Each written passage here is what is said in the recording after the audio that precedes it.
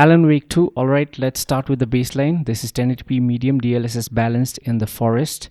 It's a solid 60 FPS experience. This is what most expect from a 5060 laptop.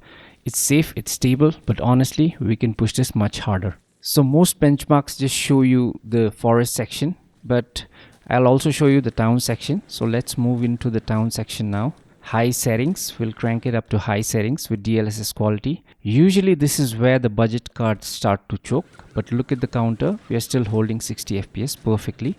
8GB VRAM is handling the textures just fine.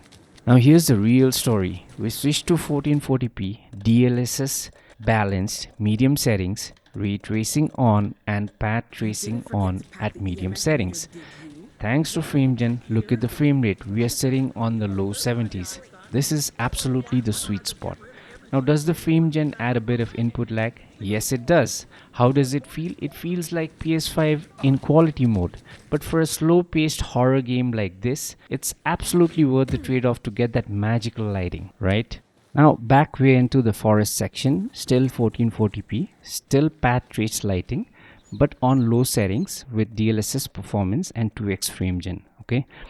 And this is how you guys can do path tracing with RT at 1440p using a 5060 fully powered laptop in this intensive forest section. And I think this is completely playable as Alan Wake 2 is a detective game. You don't need to have 144 FPS or 240 FPS.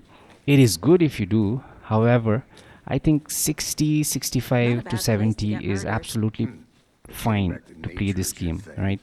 And see how much the GPU is getting stretched. It is in the high 90s and we're still keeping cool 70 73 degrees centigrade. And CPU, if you see, just 15 to 17% usage, and that is also fine, barely touching the 80s once in a while. Now I'll also show you 1440p for those of you guys who don't want any kind of ray tracing and to be on the safe side, right? So this is how you do it. Low to medium settings and DLSS balanced, again in the forest, but no RT, no path tracing, and we are still getting 60 FPS. So actually the ASUS TUF F16 2025 laptop is pretty fantastic. But by the way guys, all this is only possible if you're in turbo mode. Don't expect this kind of gameplay to run if you're in some other balanced mode or something like that, okay, in the army crate. Now let's switch to something which is far difficult. 4K at low settings, 2x FrameGen, forest settings. I think I hear someone. Let's see. And we are actually in the high 70s to 80s, and this looks even better. But of course you cannot run any kind of ray tracing with this. Maybe you can, but not in the forest section. I'll show you that section in a bit. Let's cut this part because this guy speaks a lot. Okay, so here we go. Yeah, see 80 FPS, which is fantastic, right? I'll also show you the town section, how it runs in a bit. But for now, I think 4K is also doable in this setting. So now let's go back to the town. We're still at 4K, 2x FrameGen, but ultra performance and path tracing low. And look at this. Wow, it looks spectacular. And the FPS is still in the mid 60s, right? And it even goes to the 70s. And just wait a bit, okay? Just see the indoors how it looks. It looks absolutely incredible. I'll show you in a bit. Let's just take a turn here and get inside that diner.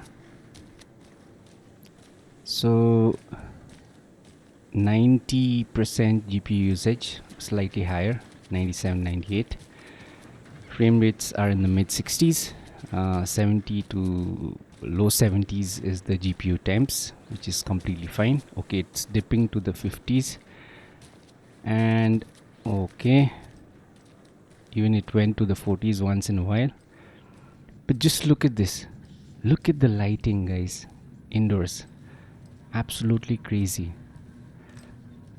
Just see the wood, just look at the sheen on that door.